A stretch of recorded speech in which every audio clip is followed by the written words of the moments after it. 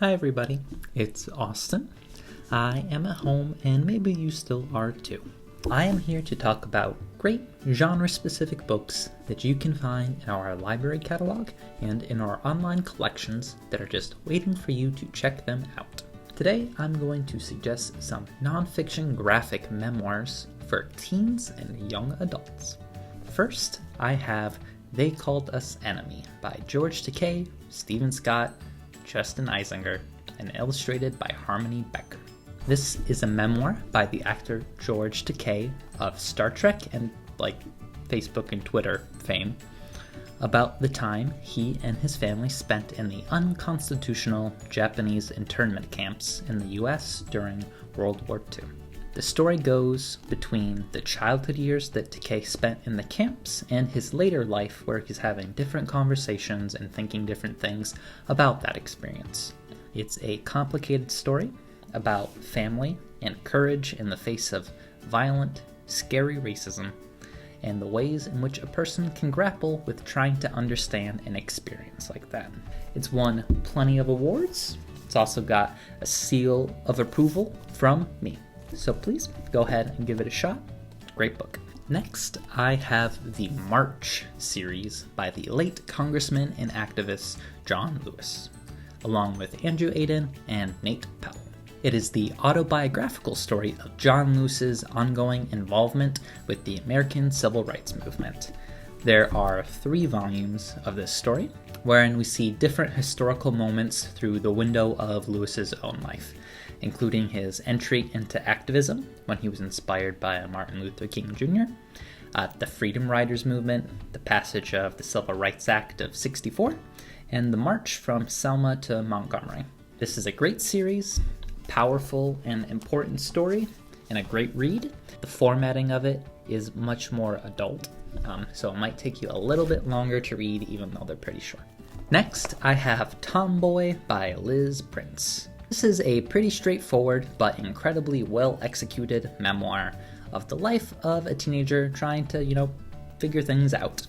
The art style is very cartoony and modern. I love it. It's also super easy to read. Liz, the author, was always a quote-unquote tomboy, but that can be a hard thing to be sometimes, with school, parents, friends, romance, etc., trying to pressure you into being someone that you're not. This is an exploration of self-discovery and the ways in which we define ourselves. It's also just really funny and cute. It's a favorite of a lot of graphic novel fans, and I recommend it to any nonfiction fans, comic fans, or anyone who just wants a good read. Next, I have Hey Kiddo by Jarrett J. Krosoczka, which is the first of 2 recommendations I have that are more serious in tone, so if that's not what you're looking for today, maybe consider skipping these ones. This is the memoir of the author, Jarrett, and his childhood with his complicated family.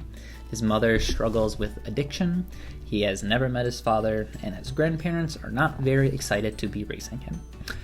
When he becomes a teenager, he finally has the means to explore his family, and he can begin to come to terms with it all. He finds a love for drawing, he can reckon with his mother, and he can go track down his father. Above all, this is a story about survival. It can be difficult to read at times, but it's also incredibly empowering. Plus, it was a National Book Award finalist. That's a pretty big deal. It is a little bit longer, and the style is a tad more adult than some other graphic novels might be, so it might take you a minute to get through it. Finally, I have Dancing at the Pity Party by Tyler Fader. This is a retrospective memoir of the author's experience coping with her mom's terminal cancer diagnosis. So, it's very heavy.